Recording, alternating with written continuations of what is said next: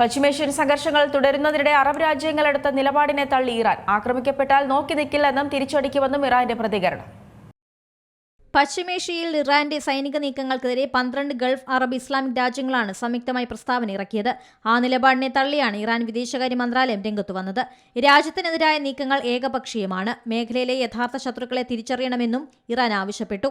അയൽ രാജ്യങ്ങൾ അമേരിക്കയ്ക്കും ഇസ്രയേലിനും സൈനിക ആവശ്യങ്ങൾക്കായി ഭൂമി വിട്ടു നൽകരുതെന്നും ഇറാൻ വിദേശകാര്യ മന്ത്രാലയം പ്രസ്താവന ഇറക്കി. ആക്രമണങ്ങൾക്ക് സൗകര്യം ചെയ്യുന്നതും പിന്തുണയ്ക്കുന്നതും ഇസ്രയേലാണെന്നും കുറ്റകൃത്യങ്ങളിൽ തുല്യ പങ്കാളിയാണെന്നും ഇറാൻ കുറ്റപ്പെടുത്തി. എണ്ണ പ്രകൃതിവാതക റിഫൈനറികൾ ആക്രമിക്കപ്പെട്ടാൽ കയ്യും കെട്ടി നോക്കി നിൽക്കില്ലെന്നും അത്തരം നീക്കങ്ങൾക്കെതിരെ ശക്തമായ തിരിച്ചടി നൽകുമെന്നും ഇറാൻ അറിയിച്ചു. മേഖലയിലെ സായുധ സംഘങ്ങൾക്ക് ഇറാൻ നൽകുന്ന സാമ്പത്തിക ആയുധ സഹായങ്ങൾ നിർത്തണമെന്നും സമാധാനം തകർക്കരുതെന്നും സൗദി അറേബ്യ ഉൾപ്പെടെയുള്ള 12 ഗൾഫ് രാജ്യങ്ങൾ ആവശ്യപ്പെട്ടിരുന്നു. ഖത്തറിലും കുവൈത്തിലും എണ്ണ റിഫൈനറികൾക്ക് ഉണ്ടായ നാശനഷ്ടങ്ങൾ ചൂണ്ടിക്കാട്ടിയാണ് മുന്നറിയിപ്പ്. ഹോർമുസ് കടലിടുക്കും ബാബ് അൽ മന്ദബ് പാതയും അടയ്ക്കാൻ ശ്രമിക്കരുതെന്നും ആവശ്യപ്പെട്ടിരുന്നു. റിഫൈനറികൾക്കും എണ്ണപ്പാടങ്ങൾക്കും നേരെ ആക്രമണം നടത്തിയാൽ അത് ആഗോള ഇന്ധന വിപണിയെ ബാധിക്കുമെന്നും വലിയ പ്രത്യാഘാതങ്ങൾ നേരിടേണ്ടിവരുമെന്നും സൗദി മുന്നറിയിപ്പ് നൽകി.